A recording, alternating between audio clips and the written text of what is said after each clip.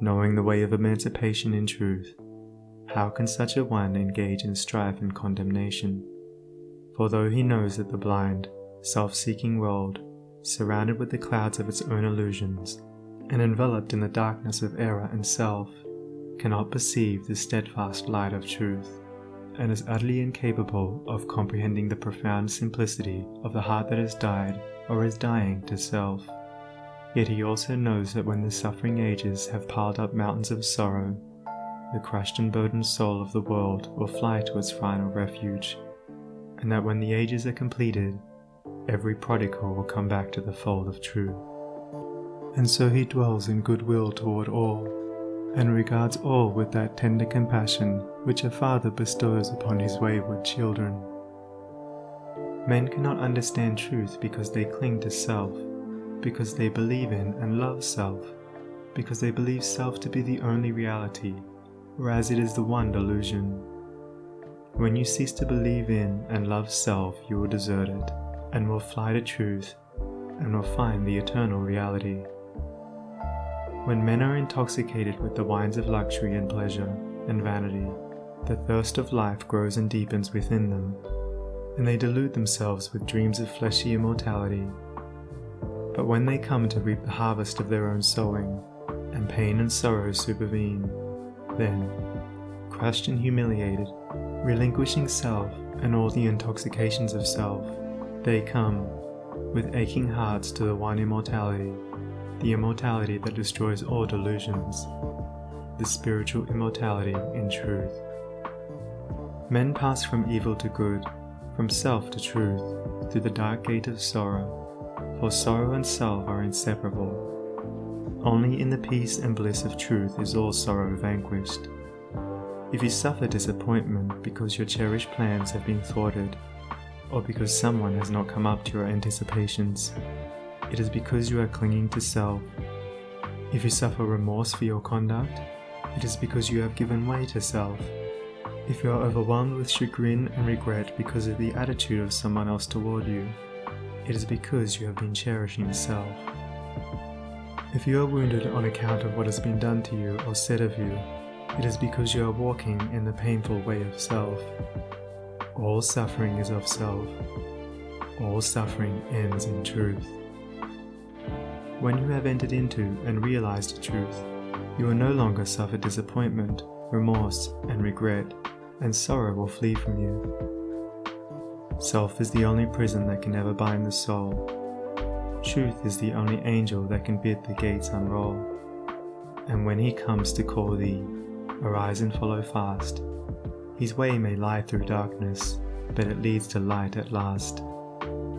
The woe of the world is of its own making. Sorrow purifies and deepens the soul, and the extremity of sorrow is the prelude to truth. Have you suffered much? Have you sorrowed deeply? Have you pondered seriously upon the problem of life?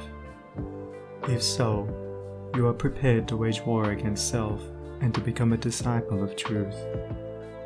The intellectual who does not see the necessity for giving up self frame endless theories about the universe and call them truth. But do thou pursue that direct line of conduct which is the practice of righteousness, and thou wilt realize the truth which has no place in theory, and which never changes. Cultivate your heart. Water it continually with unselfish love and deep-felt pity, and strive to shut out from it all thoughts and feelings which are not in accordance with love. Return good for evil, love for hatred, gentleness for ill treatment, and remain silent when attacked. So shall you transmute all your selfish desires into the pure gold of love, and self will disappear in truth. So you will walk blamelessly among men, yoked with the easy yoke of lowliness, and clothed with the divine garment of humility. And thou, in the heart of the Master of Ruth, across self-strayed desert why wilt thou be driving? Athirst for the quickening waters of truth, when here, by the path of thy searching and sinning, flows life's gladsome stream, lies love's oasis green? Come, turn thou and rest, know the end and beginning, the sought and the searcher, the seer and the seeing.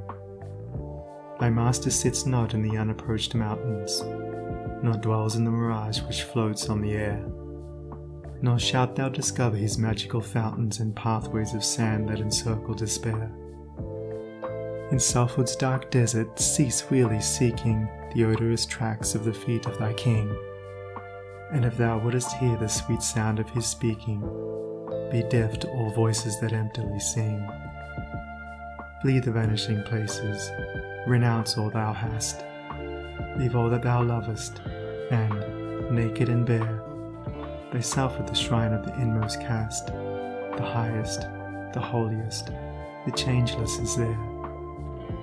Within, in the heart of the silent he dwelleth. Leave sorrow and sin, leave thy wandering soul. Come bathe in his joy, whilst he, whispering, telleth thy soul what it seeketh, and wander no more. Then cease, weary brother, thy struggling and striving. Find peace in the heart of the Master of Ruth. Across self's dark deserts cease wearily driving. Come, drink at the beautiful waters of truth. End of Chapter 2. Recording by Sunny Abdullah.